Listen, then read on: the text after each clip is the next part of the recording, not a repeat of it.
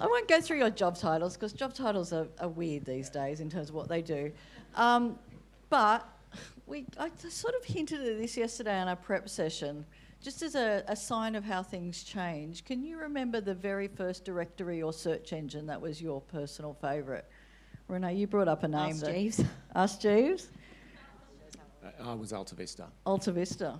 Okay, so the marketplace has changed pretty well. I think Karen set us up really well in terms of understanding, I guess, what's changed in a lot of ways. But from both your points of view over the last 12 months, I'm going to sort of combine paid and organic because it's hard to get away from that these days. It seems to be sort of, a little bit more of an overarching strategy. But biggest changes for brands, biggest shift for brands over the last years, any common themes on the clients that you're seeing doing it well? And what thing are you sick of myth busting? What thing are you sick of saying? Who wants to go first? I'll go first. All right, I'll go first. Hi. So I think there's probably going to be, just as a precursor, a little bit of duplication between what Renee and I talk about or what Kantar have said, but it's probably just going to re-emphasise the point that we're all moving in the right direction. But let me also be clear, we're kind of still building the engines while we're flying the plane in this world, because there is a constant change and there's a constant need for product development, meeting the user demand. So for us, I think over the last 12 months, it's really always been just focusing on what the consumer wants to do and how they want to receive information now. So number one, their curiosity is being met instantly. So they want to have all of that information that you would have had maybe multiple tabs open once upon a time to do all your research done instantly, all in sort of one discovery, and then move from discovery to decision all in the sort of same motion and all in the same plane. I also think that search has become far more intelligent and far more personalised and far more action orientated.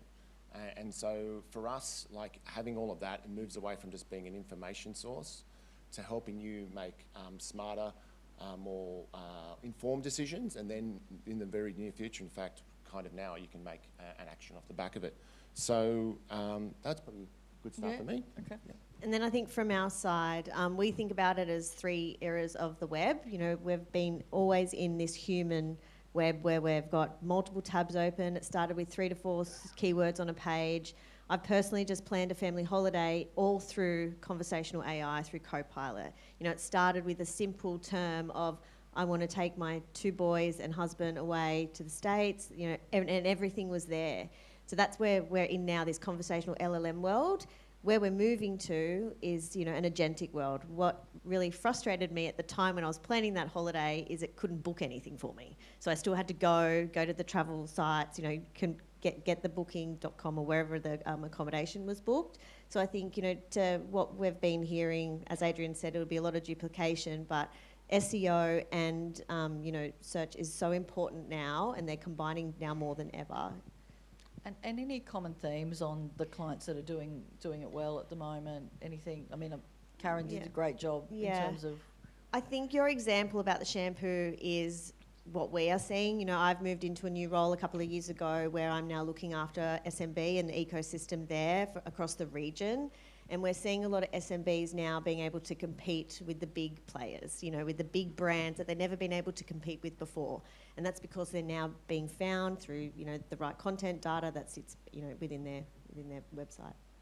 Yeah, and I think if I look at probably more vertical specific, I think a big one is retail. We announced just a couple of weeks ago that we're going to launch UCP in this market with this Universal Commerce Protocol, which is our agentic buying connector that's launched. It's sort of throttling up now, where the retailers who are on board have put their SKUs online to help people complete the action. We'll probably talk a little bit about some areas of opportunity for the Australian market on SKUs. I think there is still a little bit of work in the basics to be done. They're doing well, and the finance sector especially is doing a lot of good work in the lead generation space because as it's been talked about, the query lengths are becoming far longer, so there's a lot more information that you can pick up on about a user's intent because of how long the query length is now, that now enables a far better generation for a lead product than there ever was before in the past. Yeah. And what are you sick of telling people? What do you reckon? Yeah, search is dead? Search is dead? Yeah. Okay. So I think... Just needed it on the record. Let's put that on the record. Yeah, search is not dead. It's probably bigger than it's ever been. Did anyone watch that World Cup a couple of weeks ago of soccer? Did anyone know what was the highest ever searched moment in Google's history? Was the Argentina and Egypt game.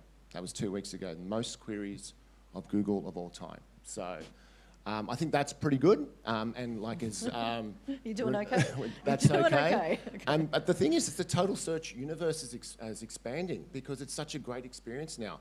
So whether you're on Copilot or Gemini, Perplexity or Claude, like the experience that you're getting now as a consumer is far greater than it's ever been before. It's visual, it's audio, it's understanding what you want, and people are staying there and being more sticky. So like search is like going through its like cool person era now. It's like it's cool again. Okay, I won't comment on that. Renee, anything you're sick of saying? No, I think, we spoke about this a lot over the planning of this. Definitely search is not dead. And that's something that I think we all are here and we all agree on.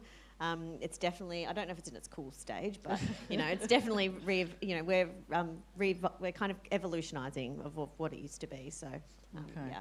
Let's get into paid search, and we've talked, in the working group a lot, and Greg mentioned that capability building and the human factor mixed in with the increased options for optimization, self-optimization within campaigns. So if a lot of the automated tools are now deciding who to target, what to optimize on, what is the role of the human in managing search or performance campaigns? Look, from all the conversations that we're having, the human role is probably now more important than ever. We now can have and do what humans do best and have conversations, build relationships, really understand the brand, understand the customer, understand their competitive set. So then we are able to input into the system and into the tools of what the goals of those brands, and when you're working with an agency, the agency works with the brand, are trying to achieve. So I think for us, we're being elevated as humans and not being discontinued. Yes, we have tools that are amazing and we can input goals and it goes out and it spends our budget on where we're going to get the best audience. But for us, we can't forget what we are put on this planet for, and that is for connection. And that will be here till we are all wiped out. So, I think, that's where we're here. Like, we're here and we can't forget that. Who'd want to end in the search is cool era? Hopefully we'll be here for a bit longer. Well, maybe that's Nirvana, right? So, jokes aside, everything Renee said is great, and it's absolutely true. Like, I like using a couple of metaphors, and sort of bear with me on this. It's like, when you're thinking about what we used to do as like entry-level people within search or within most businesses, like you were kind of doing the grunt work, and so now like you've just got to assume that the machine is going to do the grunt work more faster and more effectively. So like I think of that as the human becomes like your portfolio manager if you're a trader, right? And the machine is your day trader. So you're setting the strategy. You're setting the conditions for the machine to bid on under the advice from the client and the agency. And then the machine becomes a day trader. Or, like if you want to put in search term, is bidding on demand. So if the demand's up here, we're going hard here. If demand's not there, we're just going to throttle that down. So that's what the machine does really well, but you still need the human to put in the reasons why they're bidding, the business goals, and the conditions around that to sit in the overall strategy. And that is what I love, because that's right brain thinking, which is me, and that's the part of what makes a human a human. The tool output, the AI output, is only going to be as good as what you're inputting. So I think that's a big piece that we can't forget. Okay. Let's jump to data and structured data, because I feel like this is the area that, probably is the most undercooked possibly for our conversation that we've heard previously. So if a retail, you talked about the retail category, so if a retail's product feed is still built, I guess, for how search worked a few years ago, particularly in the Australian market where we're a very in-store group, what do they need to do, and how does Australia compare to the rest of the world in terms of getting our data shit together? So you've got to do the basics first, right? And so you've got to still have like rich, structured data, which is up to date in your feed, that can plug into, whether it be the shopping graph on the Google side or all the other opportunities for your SKUs to plug in on the other platforms. If you're not doing that, then there's no way you're going to be set up for an agentic world, because that needs more data and more visuals and more information for it to, with consent, act on your behalf. And so for us, it's like, you've got to have the robust creatives, you've got to have convenience, inspiration, and you've got to even have simple things like, if I'm returning this is what your conditions will look like. You might have to pay money or not. People sometimes don't even put that up there still. So the area which Australia is really crap at is creatives in feeds, especially having at least 3 which are detailing even lifestyle images of what the product is, details about returns. Like, we are the worst in the world. Sorry, and Renee can verify this. We are the worst in the world at it. And it might be because we haven't had that same boom that other markets have had with how aggressive post-COVID they stayed online shopping. We're still the most omni shoppers in the world, and don't get me wrong, I still love live shopping, as do the Japanese. But that is one of the things that we need to do basic first before we get into agentic. Yeah. And the only thing I'd add to that, if you are a brand or an agency working with the brand, as we heard from Karen this morning, go in and test. Go into ChatGPT, Copilot, Gemini, whatever AI tool you're using, and have a play and just see where you're appearing. And if you're not appearing, then you're invisible. You really need to be part of that grounding data to be part of the conversation. So encourage you all to go and test it. And presumably it's easier now to, fill in that feed with the, creating different creatives. Yeah. Well, now you have tools available to help you with creative. Absolutely. And if you do that right, then you can get into the multimodal space, make sure that your feeds are semantic space set up, and then have your agentic arms built in. But got to do all that before you can get there. Last 2 questions. Measurement. We can't have a conversation without measurement. And how I'm glad you're excited, like I am. I'm so pumped. This has probably This is where we been get out the of the cool hardest area, one. right? No, we love measurement. We love measurement. We do. We love measurement. I mean, the conversations that we've had in the working group, there's definitely a lot of movement and unknowns here. But, the performance people having to think about brand people having to think about performance, how's that changing what you're suggesting people measure and how they measure it? Do you want to go? Do you want me to go? No, Okay. I think, we all know for the first time ever that bot traffic is, outperforming human traffic, and that's something that we are seeing. Yet, nearly 80% or just over 80% of brands are still blocking some form of AI bot traffic in the back end somewhere. So I think first key, we need to fix that. So once we fix that, then what we'll be able to do, the biggest thing we want to know is what is human traffic and what is bot traffic, and then what are people looking for? How are we appearing? We have tools at Microsoft. We've got Bing Webmaster Tools, which is now, and also a new AI visibility tool available in Clarity, which will be able to give you that information. So I think for us, we can give you those citations. We know where you're being cited, how you're appearing. But measurement, it's evolving. We're moving in this really fast-paced world. This isn't something that's going to be what we talk about today is the same we're going to be talking about next week. Like, it's moving so quickly. And when we were talking about measurement, I think when we first started this conversation, it was very different to how we're having the conversation today. So I think that's just something that we all need to be mindful of. And I was probably sinking in my chair, because I would love to have a silver bullet for you all, but we don't. And especially to Gai's point at the start, where my conversations now are also bringing in the organic side, and we have to be really clear on the organic experience is very different to the paid experience that both myself and Renee work in. So first of all, I'd encourage you to jump onto searchcentral.com for anyone that is on the organic side and want to see. There are tools there that can help you measure even zero-click. Zero-click still leaves a trace, by the way. It's not zero, in terms of you can still with the consent of the user and the ecosystem, you can still measure the impact that that's had. And then, like we talked about, there's a bunch of share of wallet tools that are out there that can help do that. Like Jellyfish have built a great tool. Jack Smythe's done one. I think he's talked pretty openly about that. There's obviously Microsoft tools.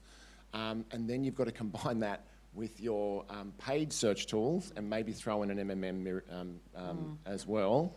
So that's why...